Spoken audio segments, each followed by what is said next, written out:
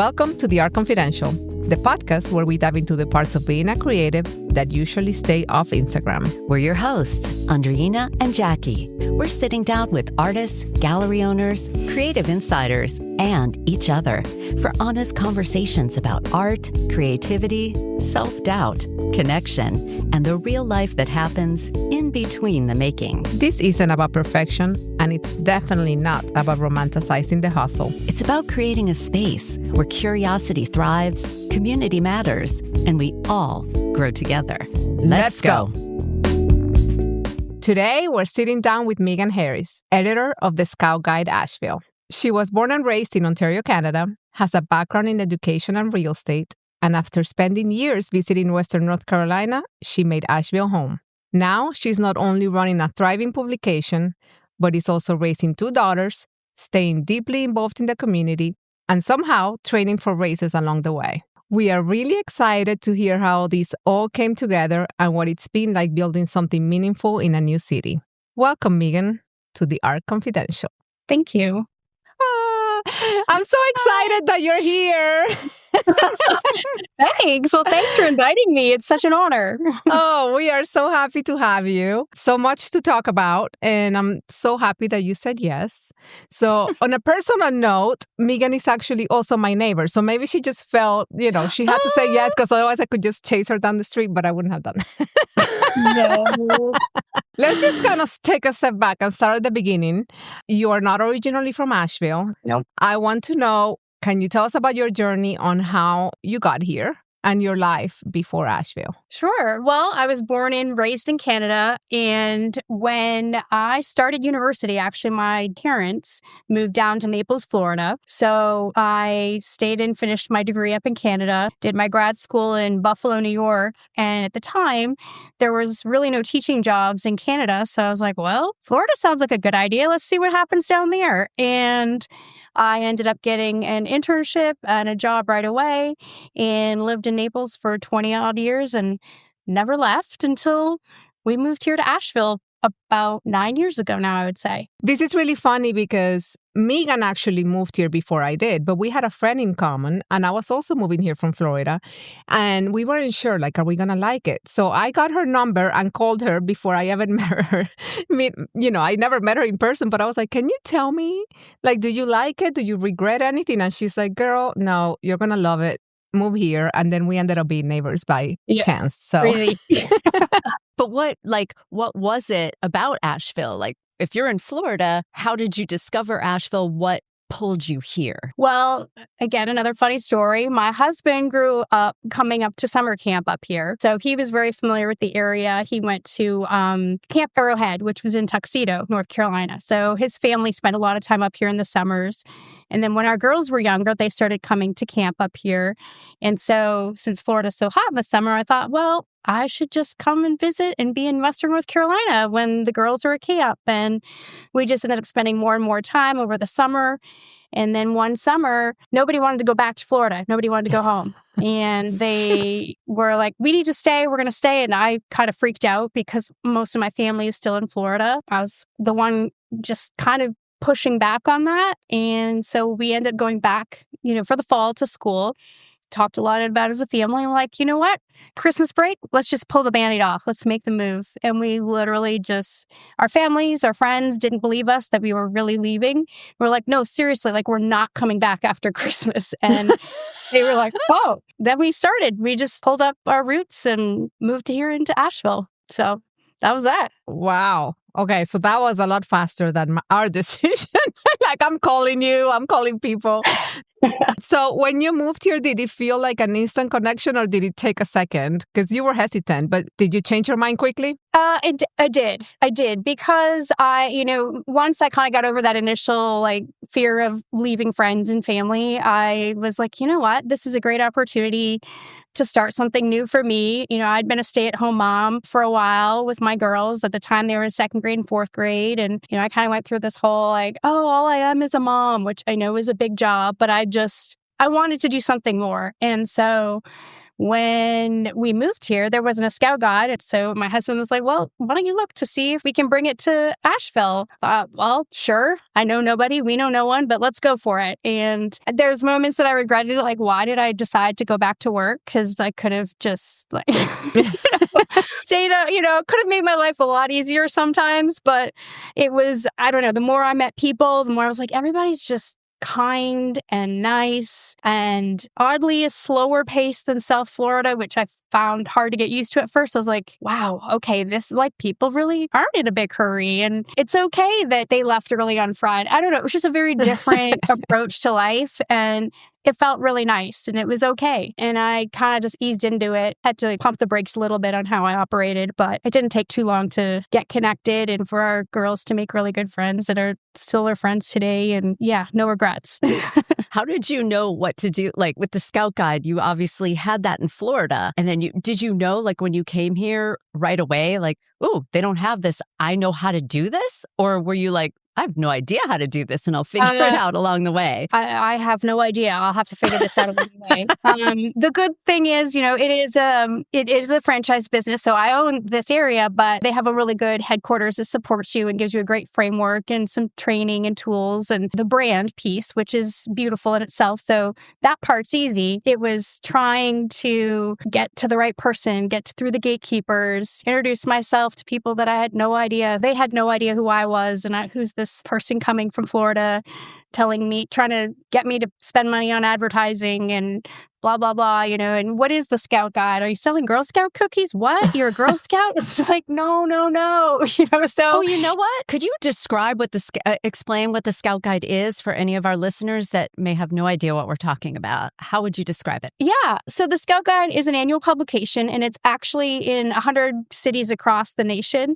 It's grown a lot since I started it here in Asheville. We're all the way out in California through Texas, basically coast to coast. And it's an annual publication. You might have seen it around town. And it's all locally owned small businesses. And we do beautiful photography. And throughout the year, we support those small businesses by just championing them and sharing their stories and about them on social media, through our website, and really just trying to create community within that group of people. So yeah, that's kind of it in a nutshell. Yeah. Yeah. So you didn't have a background like in advertisement or anything, right? Not specifically, no. I mean, only what I did for my own real estate business. Right. Yeah. So, like, how do you move to a new town? And then you have these people like, trust me, I know what I'm doing. Like, I mean, the confidence. Well, yeah, that was tricky at first. I think it was just, I never approached it as selling something. For me, it was about trying to build a relationship, trying to build a community. And again, that's where the headquarters piece comes into play, is that they had such a great framework for telling the story behind each business. And we're doing it, telling these stories through beautiful photography, that really at the root of it, it's about community. And that's kind of the messaging that I tried to frame. The rest of it was just kind of icing on the cake. So yeah, I don't know. And yeah, people were like, well, you're not from here, so you don't know, that was a challenge. They didn't know what the Scout Guide was. Although once I started I was using guides from other cities to be like, hey, this is what it looks like. Here's one in Charleston. There's one in Charlotte. There's one down in Naples, Florida. There's one in Charlottesville, Virginia. And people would be like, oh, okay. And then as they were traveling, a lot of people would be like, now I understand. I have seen it before, So it was just kind of those light bulb moments that then people would be like, okay, you're not a wackadoo. Like, this is really cool what you're trying to do. And, it's really beautiful. And it's something that, it's just different than what had been around here for a while. So, I think you're really just going about it in a way of not being salesy, genuinely wanting to be part of the community. Because that's how I met everybody here. That's how I've created friendships and relationships that have lasted all these years and been able to connect strangers, even small businesses that have been in businesses for years here in Asheville. And they didn't even know each other and their business was around the corner. I'm like, what are you guys doing? Why aren't you doing things together? Why aren't you? And so it's been really cool to see that from when I first started to now, the friendships that have been built through people that are part of Scout Guide, things that have happened in the community for people that are part of Scout Guide, seeing their businesses grow has been really rewarding and awesome. How did you pick the businesses that you thought would be a good fit? How did you approach them? And did you feel like, was it difficult to earn their trust? Or just by showing them the Scout Guide, did it take time? Like, how did you approach them? Because that's got to be scary, I would think. It's very scary. I would, at least try to do kind of nobody wants somebody just showing up on their doorstep, of course. So I would try to just really just leave guides behind with a nice handwritten note and just say, I'd love to chat. I think what you're doing in your business is really cool or very unique or whatever it may be. And really, I just tried to look, initially, again, I didn't really know the community from the get-go. So kind of looking to those pillars of the community, the businesses that had been in business for many years, kind of focused on different areas of town. And just trying to make it a well-rounded guide so that it would be a little bit of shopping. It would be a little bit of things to do with the home, and it wasn't easy. A lot of people had no interest. And I think it just really became, me trying to put myself out there and not take those no's personally. And I think once I started to build it, people were like, oh yeah, this is a real thing. And I don't know. It was it was scary. Yeah. Was it just you or did you have a staff? I mean, were you just a one-woman show? Me, myself, and I. I've been a one-woman show up until, honestly, very recently. I've just connected with, actually, she's one of my clients and has been for a few years, and have a co-editor. So it's really great to have somebody else to work with and share ideas. Now, along the way throughout the years, of course, I work with my photographers closely, and they create those beautiful images for us and everything.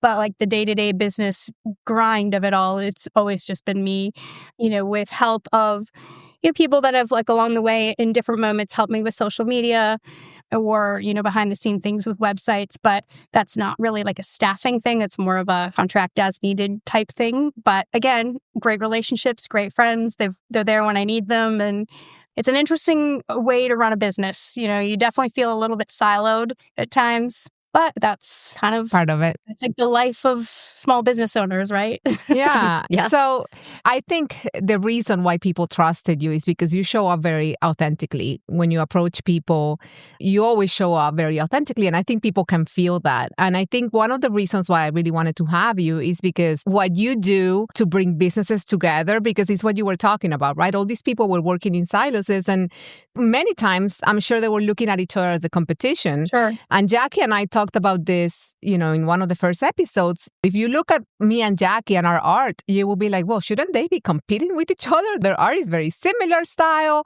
And instead, we kind of gravitated towards each other. Like, we're stronger together. And I think that's so beautiful about what you do with the businesses that you work with, because you have all these events with the people that you work with so that they can actually collaborate and they can be like, okay, what's working for you in social media and what's working for you in this? Instead of competing, we're going to be stronger if we move together. So for me, like from the outside looking in, that's like my favorite thing about what you do. And I saw the parallels between what you do and what Jack and I are trying to do. What do you love the most about the Scout Guide? Gosh, I would have to say the relationships that I have built, the relationships that I see other people build, and really just watching all of the businesses throughout the year evolve in different ways and seeing them grow and succeed and ebb and flow, and really just so many of them. I'm going to cry. Oh my gosh. Well, we've done that here too. Oh my gosh. They just work so hard, and it's like it's just so cool to see, like, even when things get really tough, they're there for each other, and it's really awesome. Sorry. Oh my gosh. No, it's okay. I was going to ask you, and now I think I know the answer. Was there a moment when you thought, wow, this is why I do this? And obviously, there you go. It's connection. Yeah, there's been a couple. And I think it's when things get really hard, that's when you're like, oh, wow, that's like the grind of like, okay, I'm doing this all by myself. What for? What, blah, blah, blah. Now let's go take another picture. What's the new idea today? Now I have to send an invoice, like the really boring stuff like that. But then when you get out and you start connecting and making the time for people, and it's as little as like popping into somebody's shop for 10 minutes and just being like, hey, I just want to come by and say hi and see how things are going. What can I do for you? What's new? Just caring about what's happening, not only in their work, but in their lives and that kind of thing. Yeah, I would say like when things got really hard at COVID and really hard at the hurricane, you're just like, holy cow. And so many people are still here and working their butts off, and it's awesome. So yeah, I would say those are like two moments where I was like, okay, I'm just doing this, but it's so much more than It's so much more. that. Yeah. It sounds corny, but it's true. Not That's at just all. No, not at all. You're No. making me cry too. I mean, I think that goes to show you, though, it is an authentic connection that you have with these businesses. It is an authentic support for local businesses. It's not just, oh, I'm trying to sell you, a spot in this publication. I mean, you guys do an amazing job telling a story through photography. It's like insane. If you've never picked up a guide, whether it's Asheville or in your city, I mean, pick it up, because these photographers and the stories that you guys tell is incredible. But it's much more than that, right? It's like you're trying to get to the essence of the business and then show it through pictures, but then grow that connection with you, with the other communities, with the other businesses. It's just so beautiful. You mentioned events. What kind of events do you do, and who goes to those, and what do those look like? Can I go? Yeah. Yes. So since you've been so gracious host to me today, I would love to host you at our next launch party, which is coming up at the end of the month. So I'll send you guys those details. It'll be super fun. We have an annual launch party, which is definitely our biggest event of the year. And that's where we bring together, that one is mostly all of our, like the people that are advertisers. We have a lot of friends and family or friends of members that come, and it's a great night where we launch the new guide and really just celebrate everybody that's part of that. And then throughout the year, we try to do something at minimum quarterly. Sometimes it's just a really casual coffee, or we go to a wine tasting and do like some education. We'll have one of the businesses, we recently had a wine event at Maggie B's in Weaverville, and she hosted that. And that was really great for people to come, and she got to show off her business. We got to taste some great wine, learn a little bit about wine. So sometimes it's fun education like that, or, learning social media tips or finance. We love to give the businesses a platform to say, hey, come to my business. I'd love to show you, my office or my shop or whatever it is, and try to do a little bit of networking, but also always try to add a little piece of education when we can. And, if somebody wants to teach us something, we're always up for that. So this feels like a community first. And I'm wondering, are these mostly female-owned businesses? Is that the focus? No, not necessarily. I'm just looking. I have my wall of all the pages printed out of the next guide. And, it's interesting. It's definitely heavily female-owned businesses. I think we connect better. We're better at community. I would say, I want to say it's not 50-50. I would say 25% maybe male-owned businesses and the rest female-owned business or women-owned. But it's becoming more of a mix. I think it depends. I think the Scout Guide attracts just a variety of businesses, which is really kind of fun and interesting. And a lot of times there's there's always something in there that people don't expect. And they're like, wait, that doesn't make sense. I'm like, oh, but it does. And here's why. Because this business is unique and different, and they're doing something that nobody else is doing. And so what if all they do is like, I don't know, I can't even think of a crazy example of one that I've had recently. They sell cookies. Oh, well. Speaking of, you actually had somebody that I met at one of your events. It was, and I don't know if she's still with the Scout Guide, but she's a craft woman for chocolate. She makes like specialized. Oh, yes. Marjorie. Yes. And then we went to her event. You invited me, and I went with my neighbor too. And we got to try these chocolates. I mean, like one of them with pieces of croissant in there. Like how does this even exist that I didn't even know about it? And then I would see her chocolate in different places, and it's just so special when you get to see the other side of it, right? So right. Well, and it's cool because this is a crazy story. Marjorie reached out to me not too long ago. She hasn't been part of the Scout Guide for a couple of years, but then she reached out to me. She's like, Meagan, I'm getting married. Who should I talk to about this? I'm like, oh, you've got to talk to this person. Oh, that's awesome. And then she and her fiance just bought another small business in town. So that's really exciting. And they're actually going to be part of like our launch party. And so it's just the connections just kind of never go away, whether that person or that business is part of the Scout Guide or not. Kind of like once you're part of the Scout Guide, you're always part of our family. And that's just kind of how I look at it, Oh. kind of a thing. So what would be the most challenging part, and how do you get through that? Like, is there a part that is difficult and that you have to work hard through, or no? I would say having the energy to kind of balance having my sales hat on, if you will, and then keeping my brain going for creative ideas for people. So all while trying to service my current clients. It's like you're never just in a moment of like, oh, all I have to do right now is this. It's like there's always a million different fires going. I don't want to say fires. That's not the right. Irons in the fire is maybe priorities. Yeah. Yeah. So it's like, okay, well, today I really have to make sure I'm invoicing, but I also have to come up with 5 new creative ideas for somebody that's been in the guide for 7 years that's new. I don't know. So it's like, and it's hard to kind of switch off the creative piece, which to me is the most fun part, than having to go sit down and invoice or write a contract or talk to my bookkeeper or try to send out sales emails. So I think that's the most balancing and prioritizing my time spending on those different pieces of the business that are all very important. And again, it's a business. So I have to remind myself, this drives my husband crazy. He's like, you would rather be a volunteer and you're never motivated by money. And it makes me crazy. I'm like, I know, I'm sorry, but I really like what I do. And so, having that, it's a business. So I have to do it.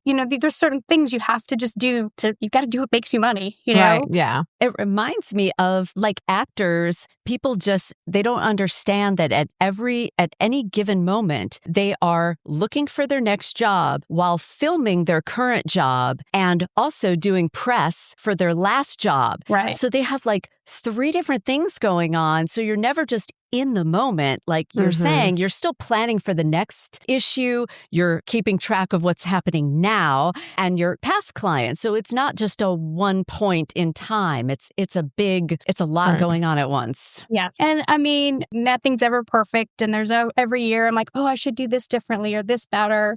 How can I streamline this process? Or I need to be doing more for people. It is just, you just beat yourself up. But I guess that's, that shows that you care and you're willing to grow, and it's okay it's good to acknowledge where, areas that you need to improve in, or never really having that moment of stillness is interesting. And a lot of people are like, oh, you're done for photography, so you're finished. And I'm like, no. They're like, is this a quiet time? I'm like, yes and no, quiet in some ways, but again, still doing all those other parts. Right. And then you got to figure out how you're going to put it all together. I saw your pictures on, how she's trying to organize the pages. Because again, she's trying to tell a whole story, not just like your page, right? But how does it play off the other page? And the creative process behind it is fascinating. And you do such a good job at it. So if you could go back and talk to yourself when you first started this business, what would be your number one tip? Oh, when I first started this business, I would say don't take the no's personally.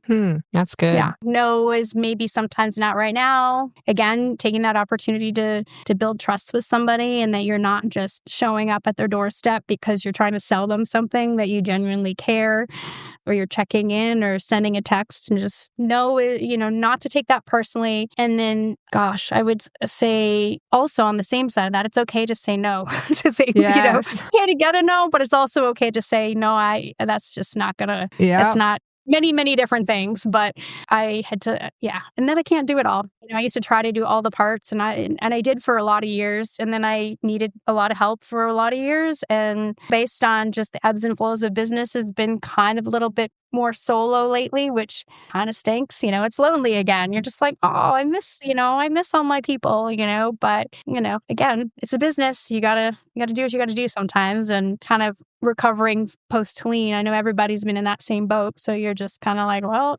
I can't afford to pay somebody to do these things that now I have to do them again. Right. My husband always says that I need to practice that no is a full sentence, because I'll say no, because and I'll go on and over-explain myself. He's like, it's okay to just say no. So back to what you were saying. It's a full sentence. I'm like, okay, I'm going to try better. I love Anyway. that. Oh my gosh. So I was going to take that question and push it a little even further back. What would you tell your 10-year-old self if you could go back and talk to her? Have more fun and stop being in such a hurry to grow up. Oh, that's good. Yeah, like now I'm like, oh man, I was in such a hurry to be like an adult, and I was all proper and 10-year-old in my little preppy Ralph Lauren polos, all just white, and like, oh, this is what I have to do. Well, I need to go to school, and I'm like, I mean, and all those things are important when you're 10, but like, I needed to learn to have a little more fun and relax. Oh. So you were like high achieving from like a younger age. Yes. So has your definition of success changed from when you started to now? Like where you are now, are you like, okay, that I've built what I wanted to build? I feel pretty happy where I'm at. Yeah. And I think it's evolved in a way where I feel like I've created more time for myself. You know, when you're starting something else, you just have to have your nose to the grind and go, go, go, go, go. But I feel like over the years, I've been able to carve out the time that I've wanted with friends and family. And again, not super motivated by money. So for me, that evolution of success has kind of been more like, how have I made an impact with somebody else? And hopefully in their business or just even in their personal life or community or connection or whatever, that to me feels like success. So Asheville, talk about Asheville for a second. What are your favorite things about Asheville? Because you lived in Florida. Yeah, the weather most days. Definitely love having the seasons again. You know, that was something living in Florida that's hot, hot, and hotter. And so it's really nice to be able to see the fall is amazing. Spring is amazing. I love that, you know, you can be up on the Blue Ridge Parkway pretty much anywhere in town in a matter of minutes and take 10 minutes and just be like, okay, I'm away from it all, clear your head, have a nice sunset up there or whatever. And just, it kind of just really just can change your perspective on things. Yeah, being here, I think too, you know, going back to different towns, and it's actually being part of the Scout Guide, it's really fun because any town you go to, you're like, hey, I'm coming, where should I go? You know, you're using the guide to find all the places. But I'm a little biased, but I still say, like, you know, I mean, I know there's a lot of foodie towns, but I'm telling you, Asheville, food-wise, you can't really beat it. You really can't. Way. just those little places, like you can just pop into so many places and grab something quick and everything is just delicious. And I don't know. I love that. So what are your go-to spots? Gosh. Okay. So this table at Pisana in Biltmore Park, that's like snuck up right against the bar that I love. I love eating, drinking there. We are a sucker for Baby Bull. Love that spot. Gosh. Bull and Beggar. Love Bull and Beggar. I mean, Pisa, depending, you know, on the mood. I don't know. We're definitely creatures of habit. Pure and Proper is one of our latest ones we go to a lot on the weekends when we're just like, let's go somewhere different and we'll go over to Black Mountain. Yeah, I don't know. All Day Darling is another one, which by the way, they're opening another location a little closer to us. Oh, I'm excited. Yeah, it's going to be fun. Anyway, those are probably some of my, you know, the rounds. You're like, oh, yeah, we'll go here, we'll go here. Yeah, now I want to go out. I know, I'm hungry. So you mentioned also training. Are you a runner? Do you hike? So, yes. When I first moved here, I definitely was running a lot more. It's funny you bring that up because I just saw some friends this past weekend and I think we might do another half marathon soon. You're crazy. Years. Like it's been years because running here is hard. It is What's hard. Up and down. There's no flat.